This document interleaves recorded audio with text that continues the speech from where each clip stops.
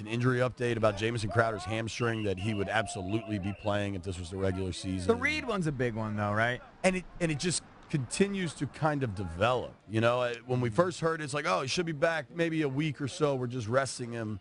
Then he's flying to another state to see a specialist. I found that weird. And they can try to poo-poo that all they want, but he's still flying to another state to see a specialist. I don't think that at some point. I didn't find that to be that unusual. There's like a sports doctor he deals with the guys who've had this kind of injury before. Yeah, but why is that unreal? Why is that any different than going flying to see Dr. Andrews? They don't have much credibility, first of all. Okay. So when they say it was planned, I don't believe them. They also said that Scott McClune was for a month visiting his grandmother or grandmother. Well, what if it was planned in the sense that this was the doctor that he saw a month ago, and now he's seeing him in a follow-up? So, I mean, I thought that was possible. I tried to get a straight answer on if it was the second time he was seeing this doctor. Yeah. And that wasn't clear, but they made very clear, and we actually got to talk to Redskins medical staff on this one, that this was a scheduled visit, and this was a follow-up to, we know there has been an injury, let's see where things are.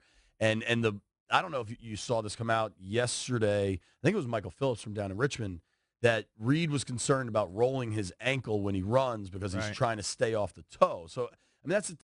Having injuries that compensate elsewhere. So that, to me, they're really just trying to shut him down, let him get healthy. But because of how important he is to the offense, I mean, he's the guy that makes him go from B+ to A+ when he's out there and he's right. Oh, absolutely. So what he's saying, and I just want to on this a little bit because I think this is information that came out yesterday, is that when he had like a PRP injection or whatever the hell he had, that kind of made it flare up. Is that correct?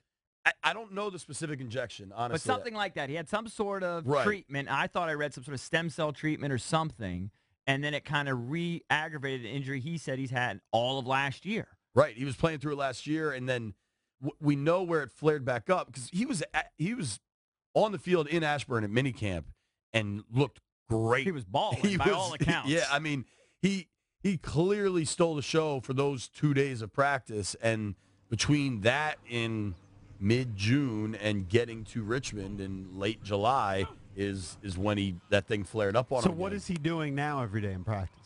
Just standing around? A lot of standing around, kind of watching. But, I mean, we've seen him lift weights.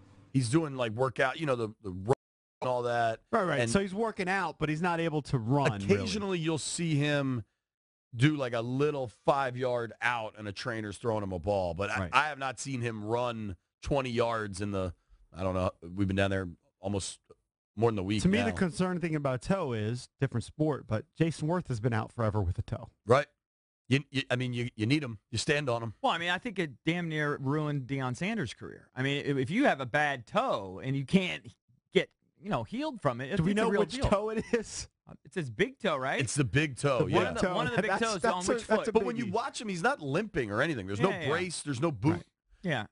But he's probably being honest. When you're it's pressing down me. on it. I think it's, especially when you try to cut, and that's one of the best parts of his game is how he runs his routes and can kind of turn linebackers around when they're not expecting him to go one way or the other. And I think it's that planting and turning is where the real pain is. I'm still not going to panic about it. I feel like it's one of these things where it'll heal, if they rest it the way they plan to. And also, I just take solace in the fact that this guy's a gamer. You know what I mean? He'll get his bell rung and try to run right up on the next play. He wants to play. But he misses an average of 4 to 5 games a year. Okay, a lot of times they're holding him out, not him. You know what I mean? I mean, he proved that last year. The second half of that Cowboys game, playing with a separated shoulder, I think he had 2 touchdowns in the second half. I mean, he balled out. He has disproven the soft. I mean, because that used to be the reputation. Yeah, he's not soft. He tried to play through a concussion, which is, of course, incredibly frowned upon nowadays. But if you remember that Ravens game, he told us afterwards that he kind of tried to hide from the coaches so they couldn't look at him. I mean, of course. No, I know a lot of guys do that. He wants to push through, and you're right. It's not time to get freaked out about this. Honestly, he doesn't need to play the whole preseason. What's the point? Yeah. But if we get to Labor Day and there's still no real resolution on this thing, that's when there's concern. The only thing that it reminds me of Josh Doxson last year.